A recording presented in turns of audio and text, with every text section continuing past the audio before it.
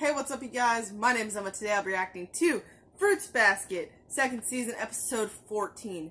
Now, I want to get into this episode on the count of 3, 2, 1, now.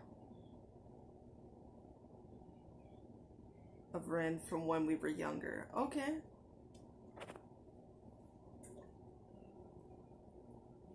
When she tagged along with Haru. So, whenever she was with Haru, that's kind of the only time.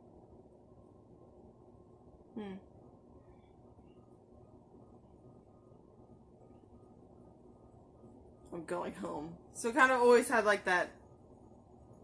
Oh, what's the word for that?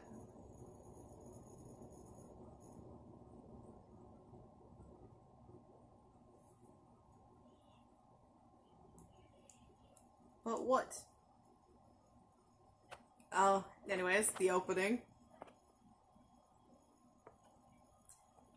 I'm really trying to get a gist of how I feel about the opening. Right.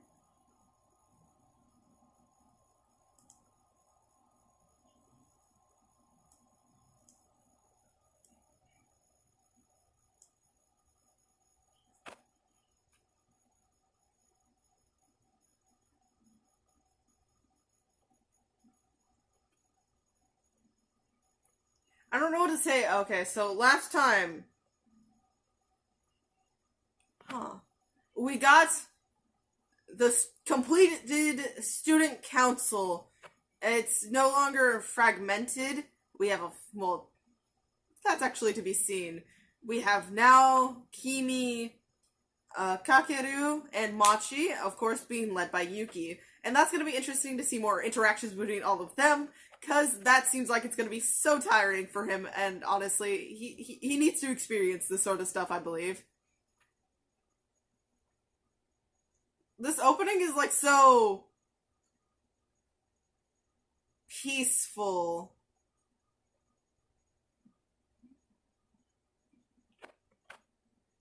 Oh no, I really want to hear the full version of it. Okay.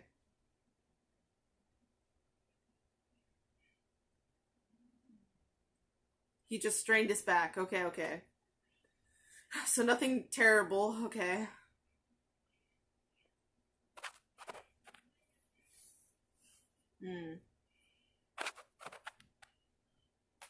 Oh yeah, parent-teacher conference.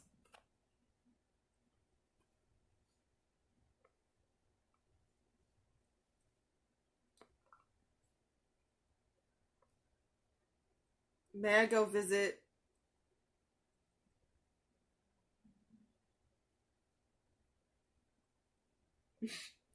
Just pushed her out of the way and took over the conversation.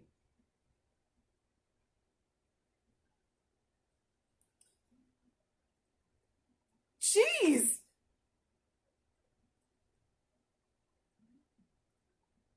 But you shouldn't just like slam.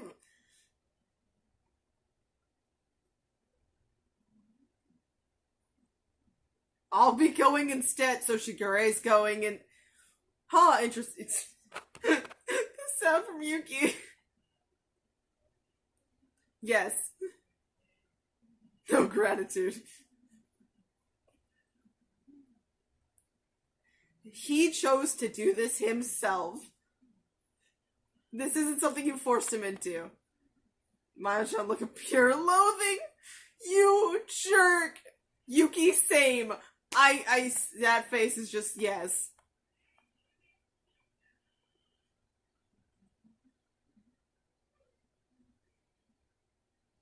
No.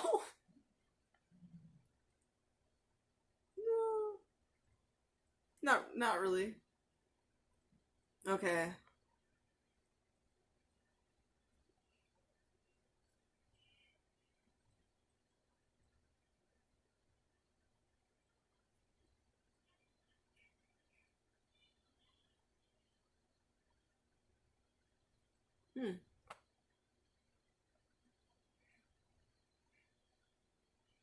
Just walking off.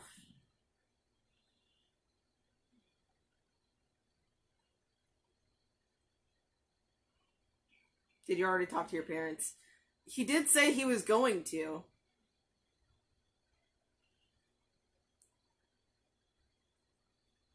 Tim can go towards Kyo as well.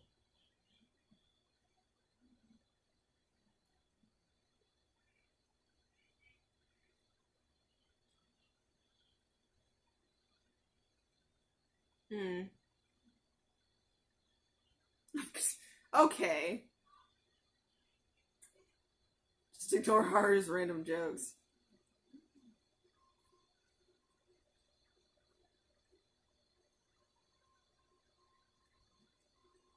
Somewhat down.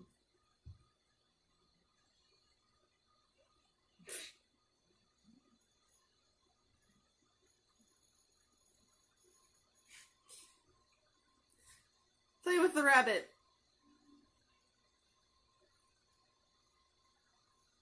Is an air purifier. Afterwards. Oh, that's adorable, but yeah, beyond stubborn. The determination there is not going to be easily moved. The more I think that she really meant what she said. No. Haru, trust me, I doubt that's even close to a fraction of the truth.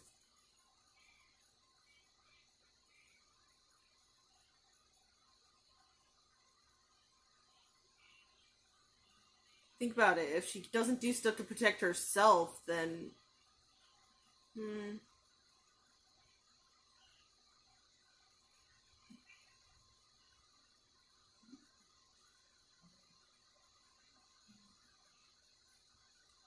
Yeah, what's up, Machi?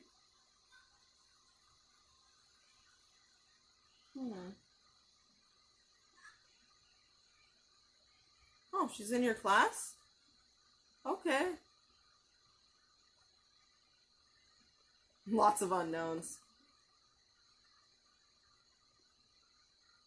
It definitely is.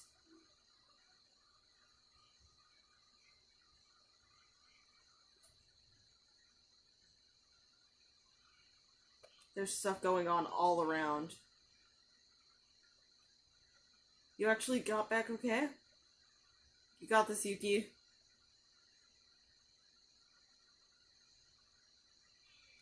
Okay, I'm a little nervous.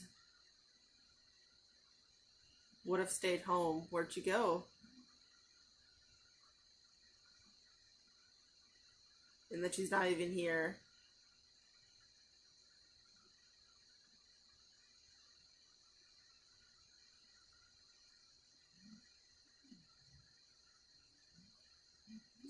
Took courage to even show up. Proud of him for even being able to do that. Oh, and then Kagura.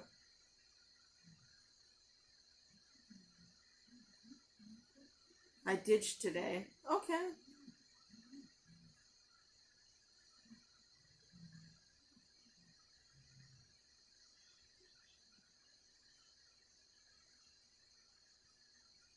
Yeah, it doesn't... It seems like she ghosts them a lot.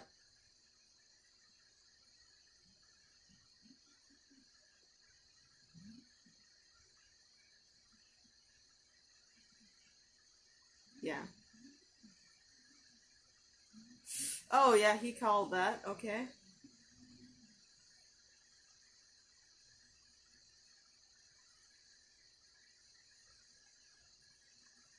Mm-hmm.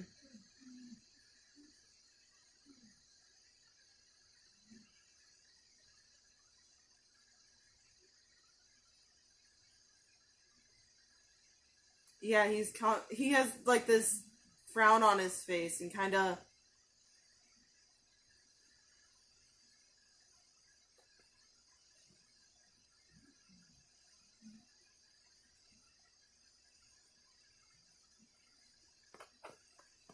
It's not your fault, but, no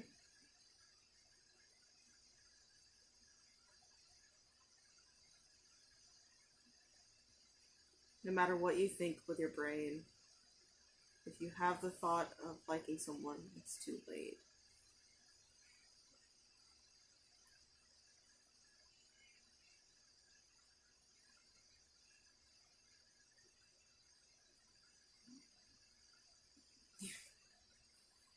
Everyone's going through their own thing, and doesn't seem like you have a speck of uncertainty.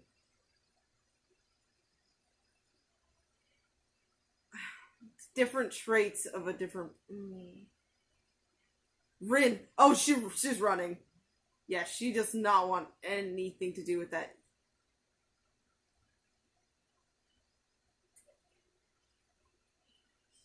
Okay.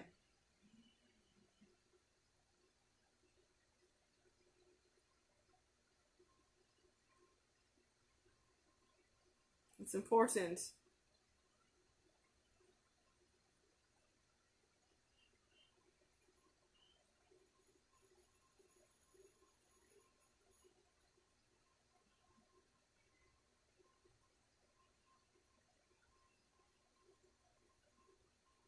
Mm-hmm.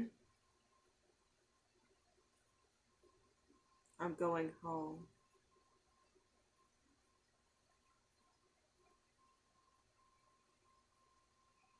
Someone else would almost always come to my room.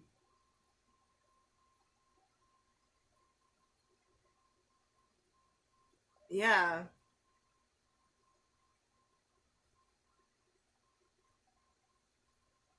You were protecting Heart like a watch out. Like she was staying by the door and would be listening. Yeah, she would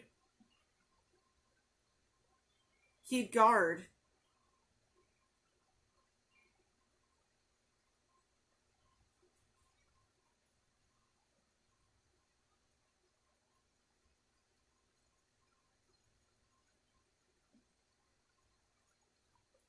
I see that 100%, yeah.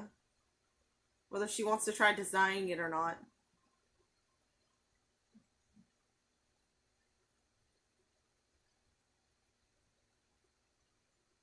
Sure you don't.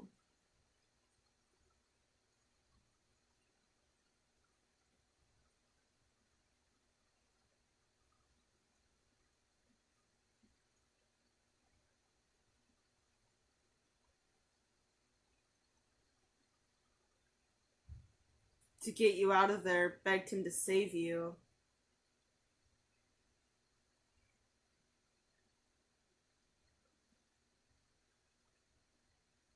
I will if you call me sensei. And so Haru takes that seriously. And to this day, he says sensei. Did you always call Shigure by sensei? No. He just went with it because. God, Haru. Carefree school life. That's where you're wrong.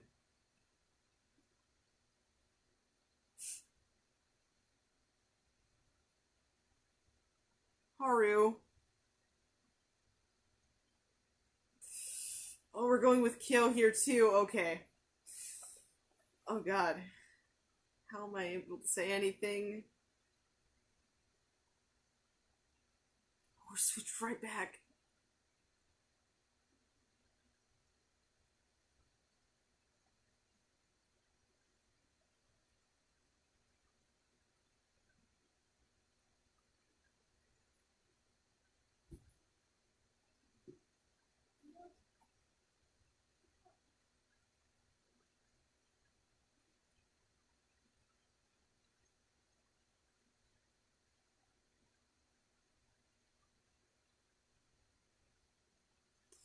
Ooh.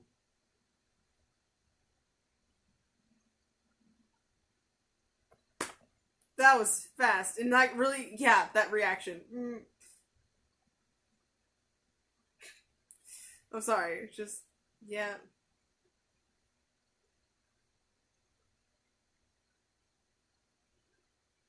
That play by Haru, though.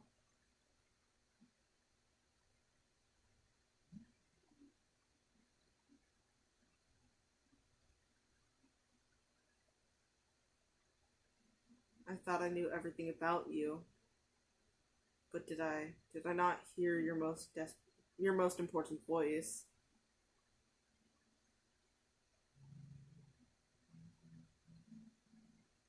On your own. Yeah, that's a slap.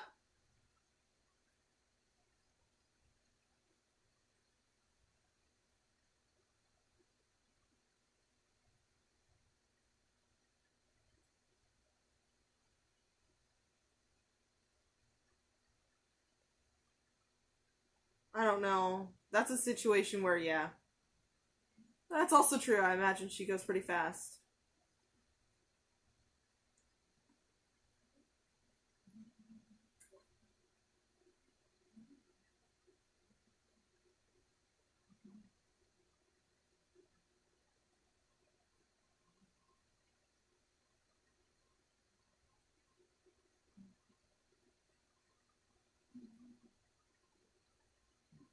I'm the one who has to get it together and take care of Rin.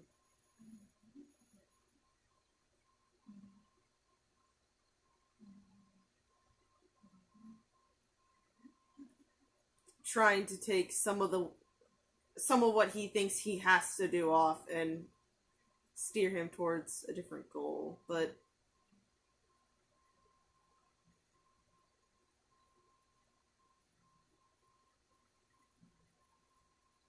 yeah, Yuki's at a point where he doesn't want to just constantly feel like he's doing something just for himself, I think.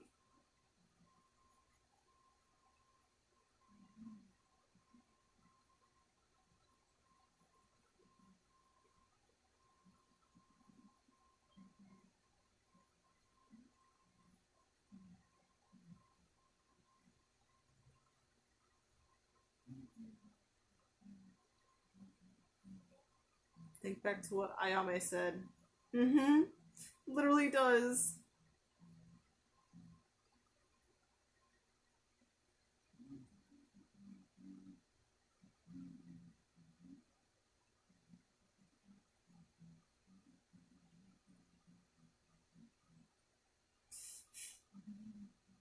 He cares.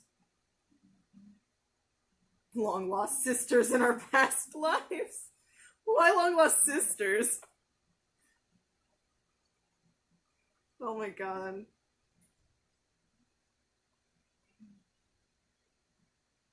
And looks for this side of you. Is waiting for you. Oh, Yuki. Okay.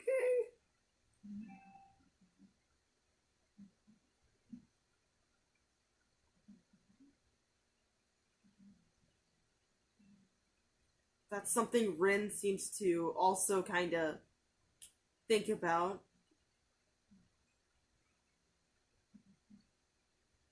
And of course she would. Why wouldn't she come visit you? She's genuinely worried and cares.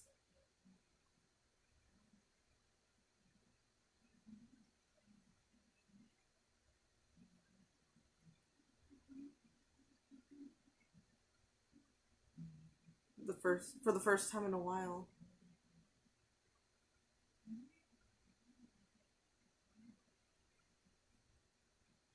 Didn't get along in the past.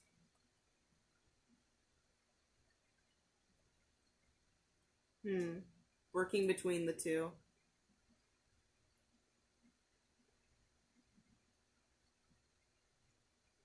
Hmm.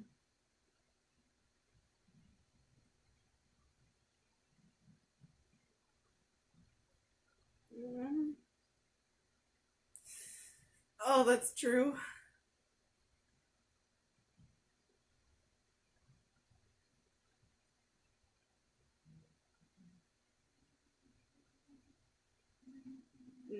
That hurts.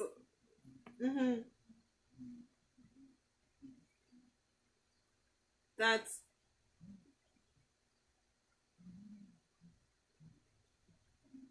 I want to go see him. Oh, please don't say such things. Oh no. Cheer up. I'll do anything, ask anything. Like, it obviously hit her mom really bad. Oh, Toru! Oh no! Hey, Kyo.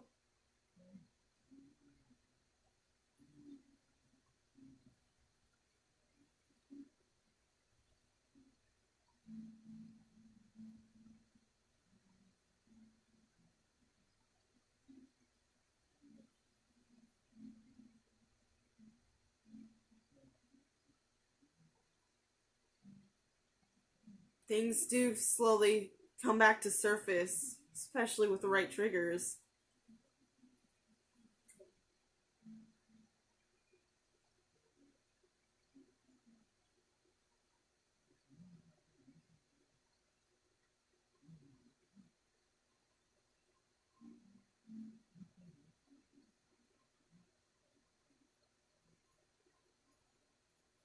Come on, get up. Mm.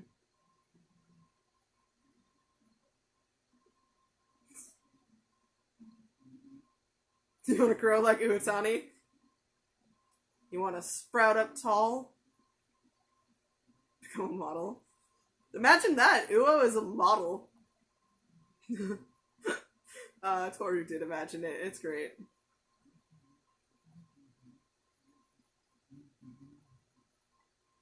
That just confirms she does. She definitely did. That's why you're single.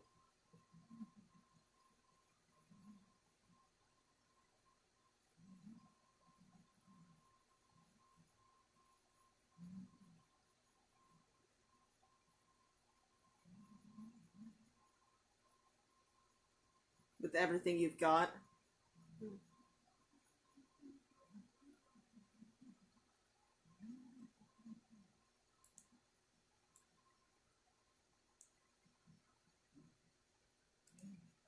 He's fine. For now, yeah. To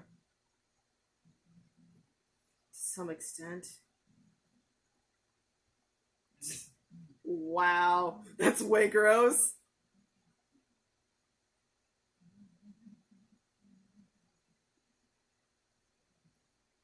I mean, that is advice there.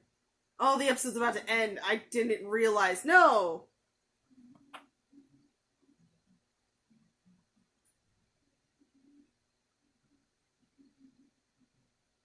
Oh no.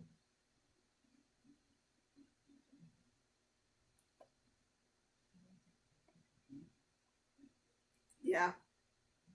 I like this ending a lot.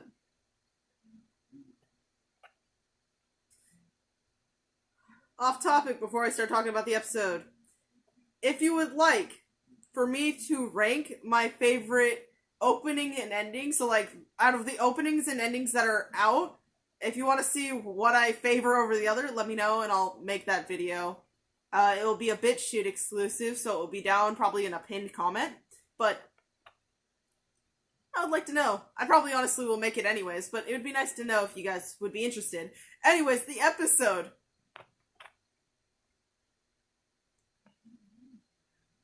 Oh, the episode. We're getting to the point where all of this stuff that we've building up to and we've been slowly uncovering is kind of starting to not just come to the forefront, but it's slowly reaching a point where things could break down, dissolve. And the next episode is, see you later. That's Yuki. But yeah, like I was trying to say, it's like we have things involving Yuki, and when we go back to episode 3, I believe, of the second season, we had him go visit Ayame's shop with Toru, and him and his brother talk it out, have a bit of a heart to heart, and he expresses, how much he values the weakness, and like kindness, kindness, warmth that Yuki has, and saying, we don't always have to see eye to eye. Like that's not all that matters. Like Yuki's going through the phase where he feels and he sees that for a lot of the times he kind of prioritizes himself. He focuses on, oh, well, if I do this, this, or this. That's kind of like his process. And so while he wants to better himself, he doesn't want to be like, oh, I have to prioritize myself. He wants to also help those around him. And having stuff happen with Rin and, Haru, it's getting to him as well. He doesn't just want to be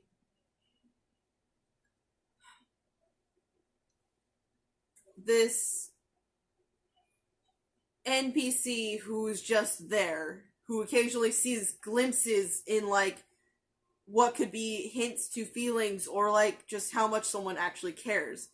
Because we get introduced at the very beginning of this episode with a clip of Haru coming in and Rin, kind of staying in the back, and then she would stand up and say, "I'm sick of this, I'm going home," and then they would both leave. He, at this point, didn't put everything, all these little hints and clues together, but from that little bit there, for being just there, he was able to infer when he actually ran into her that she did it wholly for Haru. She came with Haru so she can stay on standby, listen out for when anyone's coming over, and be able to quickly get them out of there so none of them would get caught and Haru would be safe. Haru says it himself. She doesn't say things to protect herself. All her actions have to obviously be for another person. There's obviously going to be meaning behind it, other than just, oh, maybe she is just done with me. As Haru's starting to doubt he knows what's going on, and he doesn't know if he can trust his assumptions anymore, because it's starting to seem so real to him. He doesn't understand, and he's worried that maybe he's missed something. And, Yuki's just really trying to get into the situation and kind of figure things out too, because he wants to help. He does. But aren't you trying to protect Haru from something this time too? Like taking that old event and connecting it to kind of her actions now. She was put in the hospital, and according to Haru, she slowly got more and more distant. And then all of a sudden, randomly one day, she says, "I'm sick of you, I don't need you anymore," and breaks up. No example of why, no reasoning, just ends it there, cuts it off, and seems to want to avoid him like the plague. But when you think about what she did for him when it came to visiting Yuki, when he probably really shouldn't have been, it's like, oh, well, maybe she was scared that if they were caught, Akito would do something. And so you can say maybe something like that's going to happen again. And yeah, she wants to break the curse. So it could be in reply to, like, she's scared of stuff happening because of it, and she feels that the necessary movement and next thing to do is break it off, break the curse, and then maybe, just maybe, she'll be able to settle down and explain what was going on, or maybe she won't. But that's a big thing there. Kagura, too, like, you saw how she reacted when Kyo was brought up, and then her reaction to the thought that he's even, acting a little bit more distant towards Toru and expressing, like, when people like each other. Haru really gets to her. He's asking her if she means it and, like, doesn't really need me. And so he's like, I should just die. And this gets a reaction out of Rin. She looks back shocked, like, no. Like, that was, like, the last thing she was expecting to hear.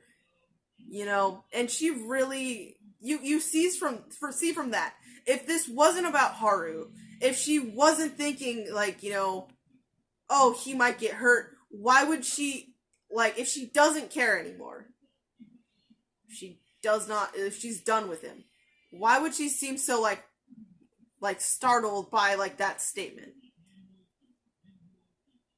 Like, there's obvious, like, emotion and care there that you just needed to uncover in that moment to see. And Haru reads that.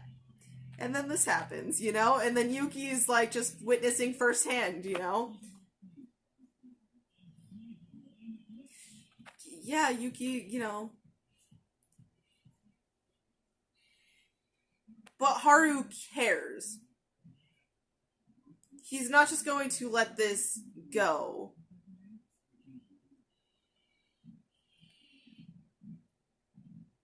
And his words here do strike a chord with her, making her slap him and run off. But it also strikes a chord with Yuki. While, Haru's trying to talk to Yuki and kind of express his thoughts while bringing up Ayame's words back to his mind, too. The stuff with Toru, she visits her grandfather. She, starts hearing these things about how he wants to see them, Kyoko and Katsuya. He wants to see them again, even if they're ghosts. And it starts to affect Toru. When her father got brought up during the beach arc by Hiro, you saw a kind of shift. And then, saying, she has a mother complex. She goes into this state when she was by herself on the balcony, like, I'm okay, I'm okay, I'm okay. It's, we're always together. And, it brought something up, and it was, affecting her deeply. Like, you see her get unsettled and actually, emotionally caught off at times, but, this was the biggest and most, obvious sign that there's something there underneath the surface that even she is trying to lock away, keep control of.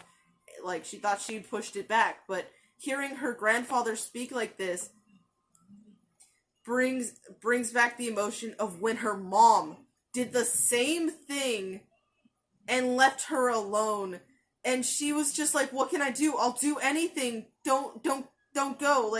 Stay here. And then don't take mom away too. And it just, it's so messed up. And, you hear, the grandfather's talking about how, that him and his son didn't always get together, they did butt heads, and Kyoko would always be there, the mediator, and, he was worried that maybe they wouldn't get along because of, some of his, Katsuya's behavior, and so when he saw them so happy, he was so, glad, and just, knowing that they're both gone, they both have passed away, is just terrible, and it hurts my soul. And getting into this stuff where you see that Katsuya's death obviously greatly affected Kyoko, and it looks like for a period of time, Kyoko wasn't able to really be there for Toru. From that little few moments, it looks like, she's walking out, she wants to see Katsuya again, and Toru's just begging for her to not go, for her to stay, but she goes anyways. And we did see a clip when even her breakdown that Toru was alone in the apartment, and when Kyo looked in, she was also alone in her apartment.